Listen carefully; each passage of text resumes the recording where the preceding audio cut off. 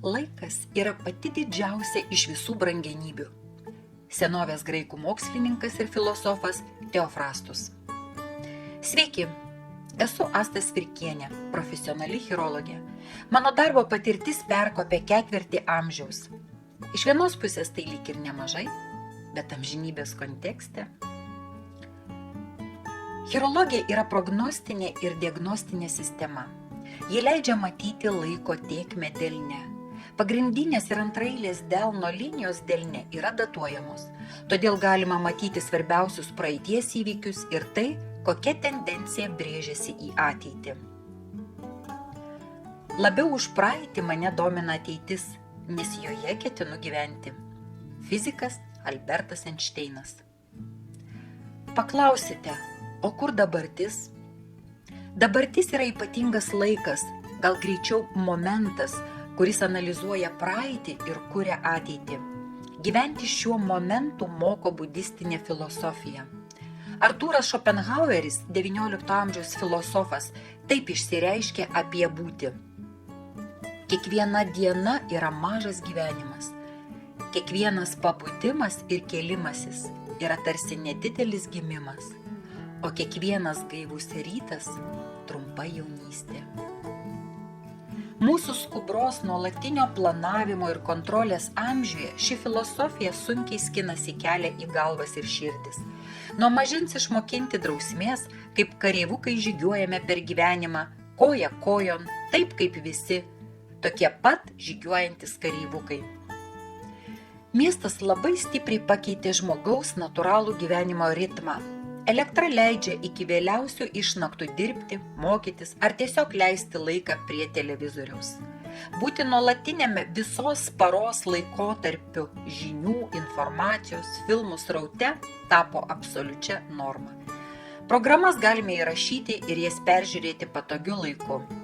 Sutinku, kad tai patogu ir kai kam tai yra svarbu, nuolat laikyti pirštą ant įvykių pulso. Pamenu tuos laikus, kai programos baigdavosi su žiniomis. Ir televizoriaus ekrane galėjai matyti tik pypsintį signalą, kuris primygtinai reiškia: eik ilsėtis, rytoj anksti keltis į darbą. Bet aš ir vėl nukrypau į šalį. Noriu pasidalinti savo pastebėjimais apie laiko periodizaciją. Mano daktaro laipsnio darbo tema – chirologija, savirealizacijos periodai, laiko datavimas ir 5-mečio energijos tėkmės metodas pagal autorinę chirologės Astos Svirkienės sistemą. Kaip jau minėjau, mano darbo specifika leidžia matyti ir stebėti žmonių gyvenimus. Nuo mažo vaikučio iki garbaus senelio. Amžiaus cenzo nėra. Todėl matau, kada ir kokie veiksmai lėmė vienokį ar kitokį rezultatą gyvenime. Kokia susidarė įvykių grandinėlė priėmus tam tikrą sprendimą. Juolab, kad į konsultaciją žmonės ateina pakartotinai. Kiekvieną susitikimą nuimu delnų atspaudus, kuriuos vėliau galiu lyginti su ankstesniaisiais. Žmonių istorijos padėjo susiformuoti 5-mečio energijos tėkmės sistemai. Esu be galo dėkingas savo klientams už atvirumą ir pasitikėjimą. O dabar apie pačią sistemą. Kodėl noriu ją pristatyti?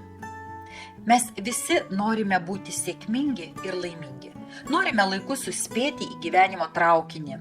Niekam nesinori bėgti paskui nuvažiuojančias galimybės. Ar bėgti prieš traukinį, įsivaizduojant, kad taip greičiau pasieks sėkmės finišą. Mėgstu sakyti tokią frazę.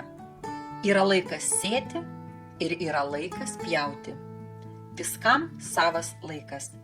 Bet kažkodėl mes, žmonės, nusimušame nuo ritmo ir gyvename nuolatinėme klaidų taisyme. Gamtoje viskas yra dėsninga.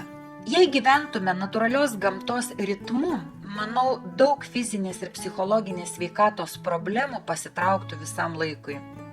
Mes sėjame pavasarį, derlių nuimame rudenį. Žiemą žemė ilsisi. Šaltis sustingdo gyvybę, įveda į lėtų, letarginių procesų laikotarpį. Taip ir mūsų gyvenime.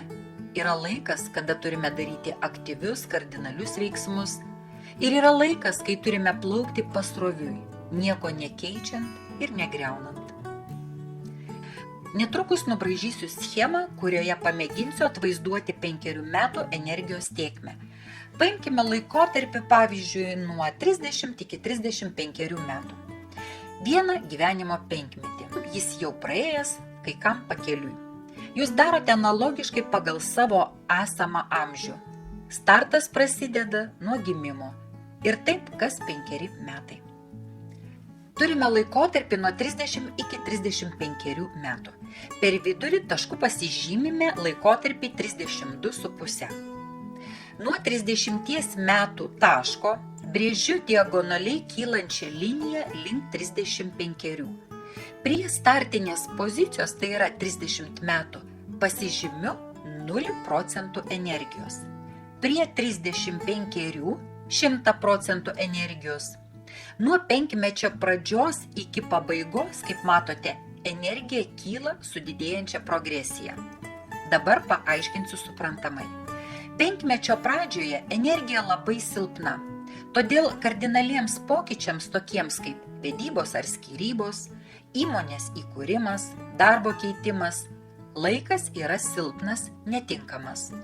Nuo penkmečio pradžios iki 32,5 metų energija silpna, todėl šiuo laikotarpiu reikia mokytis, investuoti į save, į naują patyrimą ir jokiu būdu nedaryti kardinalių pokyčių. Pastebėjimas. Energija nėra statiška, ji nuolat juda. Iš grafiko matyti, kaip ji auga. Įsivaizduokite, kad šis laikotarpis yra žiema. Žiemos metu mes nieko nesėjame ir nesodiname, nes iš to nebus jokios naudos. Atėjus pavasariui vėl turėsime daryti tą patį. Tik problema tame, jog pavasario sėjai jau nebeturėsime nei sėklų, nei daigų. Taip ir gyvenime. Galime išbarstyti savo energiją, nelaiku darydami svarbius sprendimus. Po to beliks taisyti klaidas. Beje, esu pastebėjusi, kad būtent šis laikotarpis yra provokacijų, kai žūtbūt norisi kažką keisti, ardyti, griauti ir taip toliau. Tačiau, kaip jau minėjau, apart klaidų ir nuostolių nieko daugiau negausite. Nuo 32,5 metų energija jau ima didėti ir nuo 33 metų iki 35 yra stipri ir palanki svarbiems, tai yra kardinaliems pokyčiams. Būtent šiuo laikotarpiu, kai iki penkmečio pabaigos lieka 2 metai, tinka daryti rimtą kaitą savo gyvenime. Ir taip kiekvieną penkmetį. 2 metai iki penkmečio pabaigos yra kardinalių pokyčių metas. Tai prilygsta pavasariui, kai mes pasiraitome rankoves ir kimbame į darbą. Ir po kurio laiko viskas ima augti, žaliuoti ir klestėti. Šiuo laikotarpiu padaryti kardinalūs pokyčiai, laikui bėgant užaugins puikų rezultatą. Svarbus momentas.